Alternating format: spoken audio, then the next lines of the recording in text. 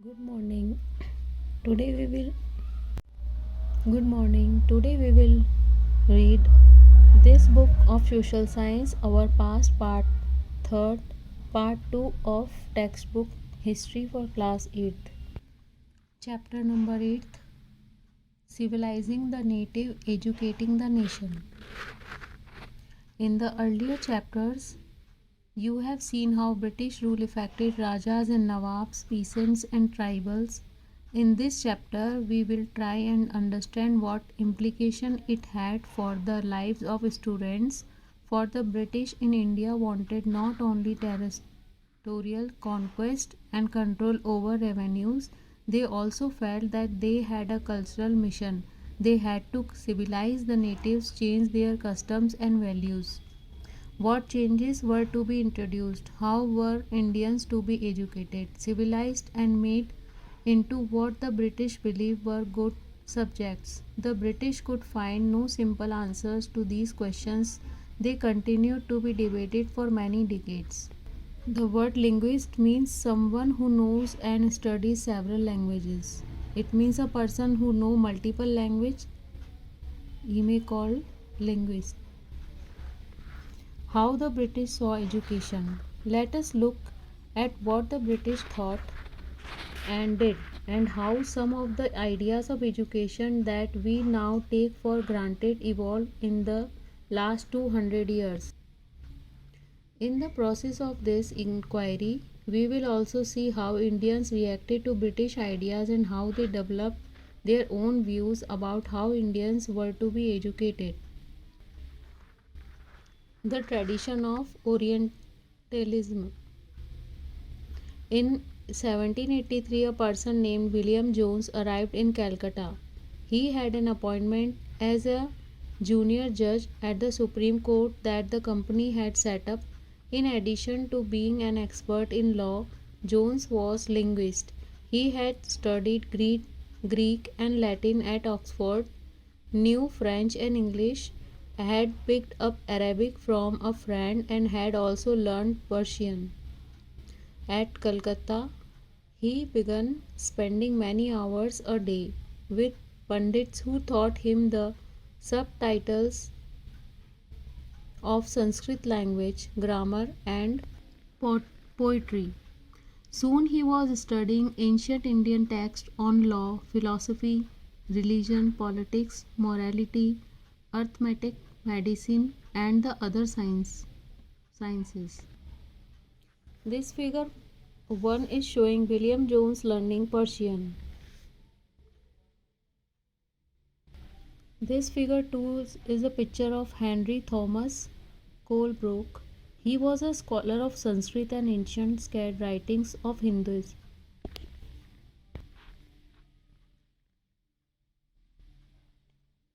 Jones discovered that his interest was shared by many British officials living in Calcutta at the time.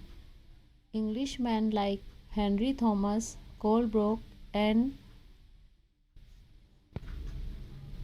Nathaniel Hallett were also busy discovering the ancient Indian heritage, mastering Indian languages, and translating Sanskrit and Persian works into English. Together with them, Jones set up the Asiatic Society of Bengal and started a journal called Asiatic Researches.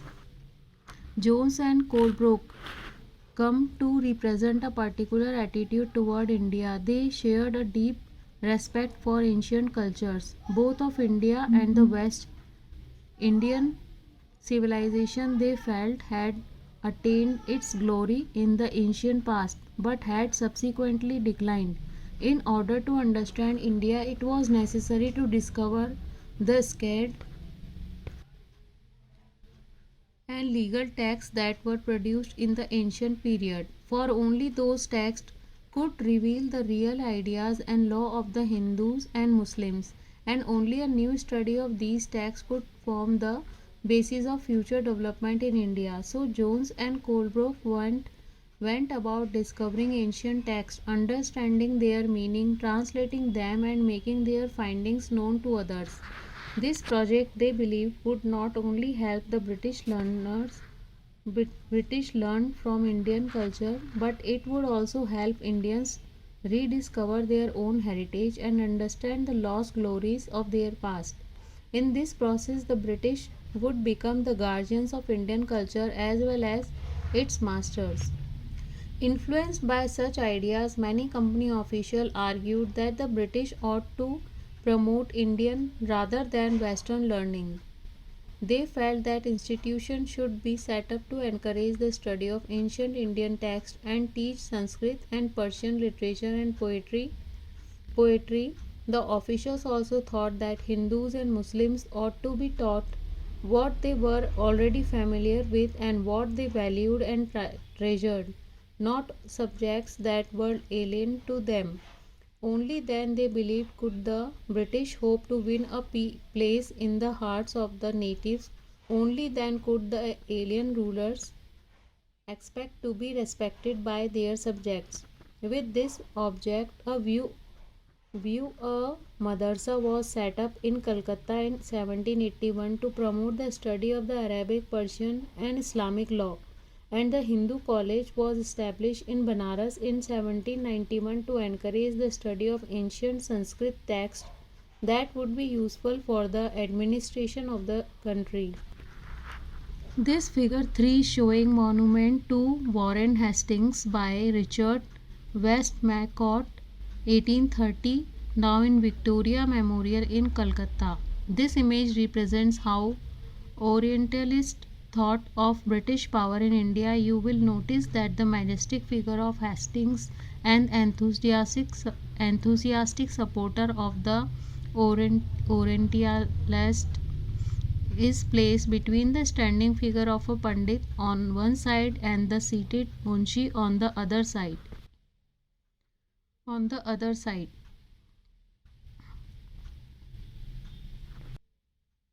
Hastings and other Orientalists needed Indian scholars to teach them the vernacular languages, tell them about local customs and law, and help them translate and interpret ancient texts. Hastings took the initiative to set up the Calcutta Madrasa and believed that the ancient customs of the country and Oriental learning ought to be the basis of British rule in India.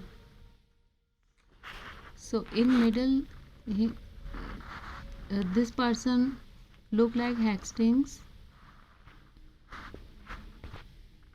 Not all officials shared these views. Many were very strong in their criticism of the Orientalists. Orientalists are those with a scholarly knowledge of the language and culture of Asia. Munshi is a person who can read, write, and teach Persian and vernacular, a term of generally used to refer a local language or dialect as distinct from what is seen as the standard language. In colonial countries like India, the British used the term to mark the difference between the local languages of everyday use and English, the language of the imperial masters. Grave errors of the East. From the early 19th century, many British officials began to criticize the Orientalist vision of the learning. They said that knowledge of the East was full of errors and unscientific thought. Eastern literature was non-serious and light-hearted.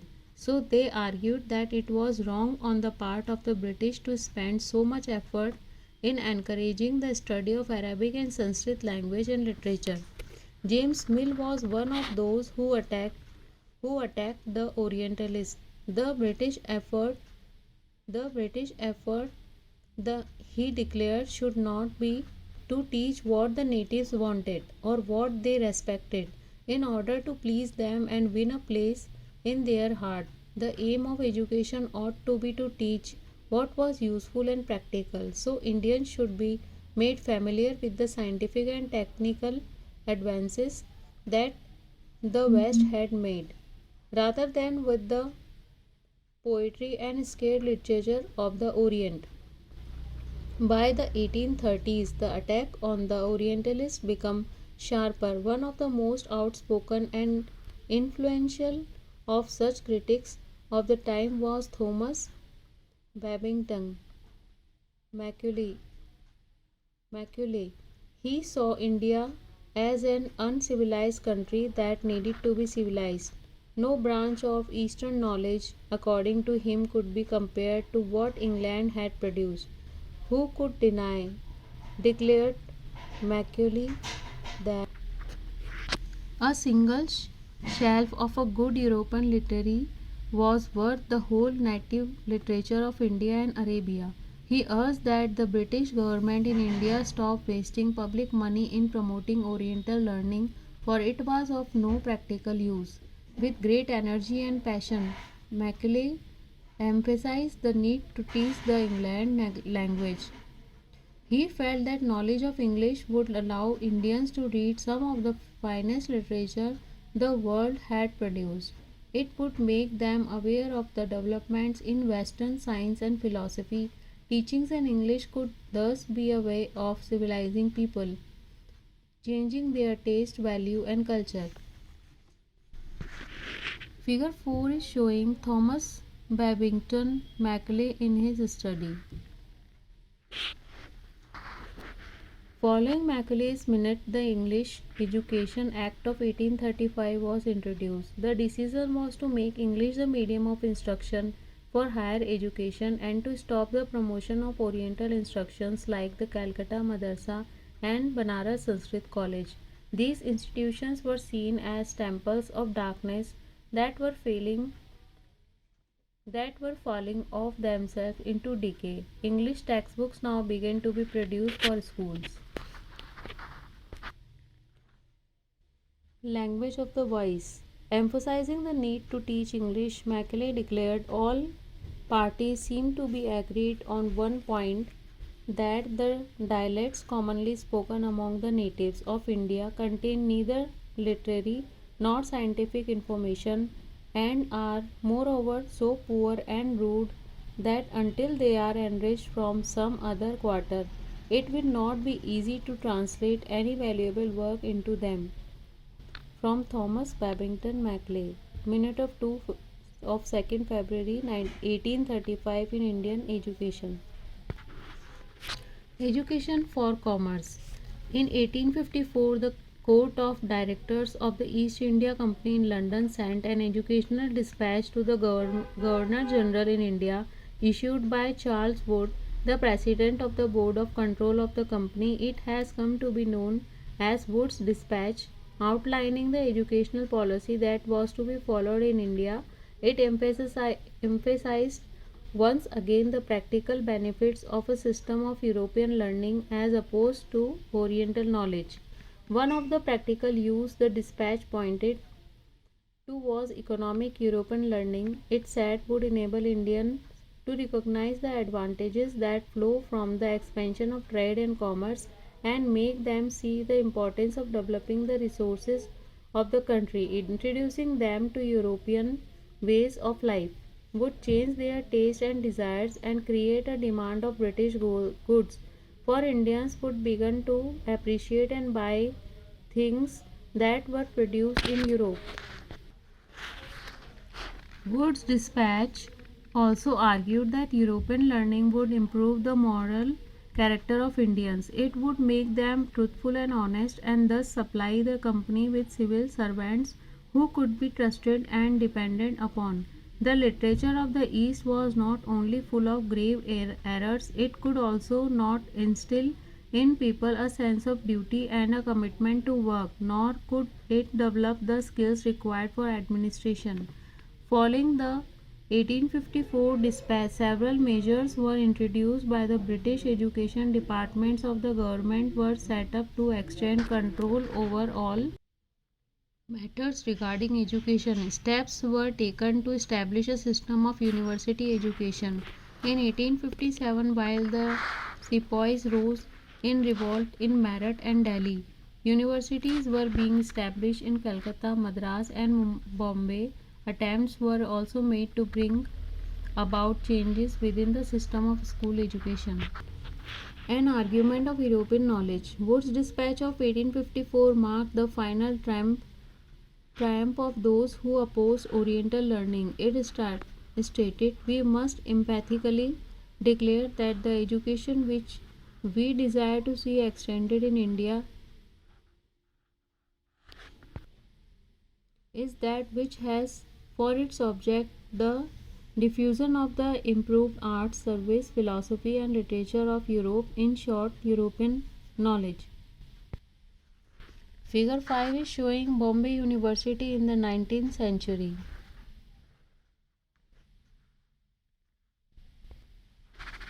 Figure 6 is showing William Carey was a Scottish missionary who helped establish the Serampore mission. The demand of moral education. The argument of practical education was strongly criticized by the Christian missionaries in India in the 19th century. The missionaries felt that education should attempt to improve the moral character of the people, and morality could be improved only on Christian education. Until 1813, the East India Company was opposed to missionary activities in India. It feared that missionary activities would provoke reaction amongst the local population and make them suspicious of British presence in India. Unable to establish an institution within British controlled territories, the missionaries set up a mission in Serampore in area under the control of the Danish East India Company. A printing press was set up in 1800 and a college established in 1818. Over the 19th century, missionary schools were set up all over India. After 1857, however, the British government in India was reluctant to directly support missionary education. There was a feeling that any strong attack on local customs, practices, beliefs, and religious ideas might enrage native opinion. Figure 7 is showing Serampore College on the banks of the river Hooghly near Calcutta.